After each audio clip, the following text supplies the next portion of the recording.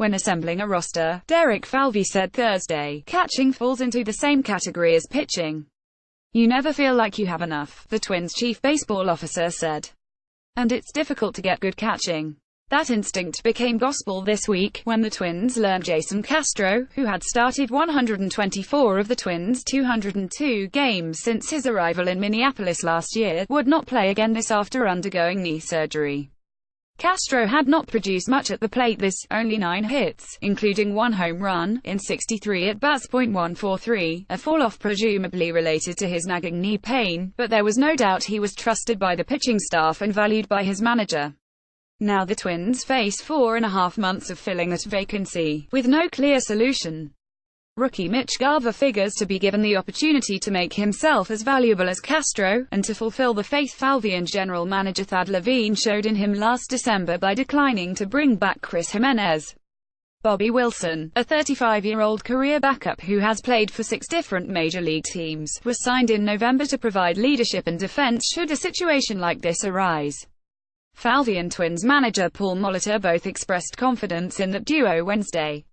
Garver, after all, was the Twins' minor league player of the year in 2017 and excelled, particularly as a hitter, at every level during his minor league career. Wilson has 16 of pro experience to draw upon, and has the endorsement of Twins all-star right-hander Ervin Santana. He's very smart. One of the best, smartest catchers I've ever worked with, Santana said during spring training. He pitched to Wilson 35 times, including his 2011 no-hitter against the Indians, while they were teammates in Anaheim. He just put the signal down, and I threw it, Santana said of his no-hitter. Garver sounded confident he is ready for increased playing time. It's going to be a learning experience. But every game is a learning experience, he said. Whether it's pitch calling or defense or offensively, you just try to pick up something every day and improve. But Falvey made it clear, too, that he already has begun the process of acquiring another catcher, whether for the major league team or as minor league depth. It's a real need, because Wilson's promotion from Class AAA Rochester leaves the Twins system bereft of catchers with major league experience. In fact, they don't have anyone with even 60 games of Class AAA experience. We're going to pursue potential opportunities to upgrade, Falvey said. We have been prepping for acquiring depth, and we are now expanding that search, knowing we're going to have the chance to have somebody impact us fully. One challenge for Garver, Wilson and any newcomer will be to replace Castro's ability to turn borderline pitches into called strikes.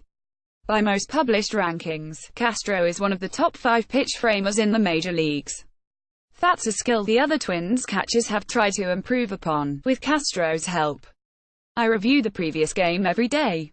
Try to see how I did, how I can get better, and then I work on it in the bullpens, Garver said. We're in the midst of changing some things, especially how we receive low balls, trying to get better at that. It's something I've worked on a lot.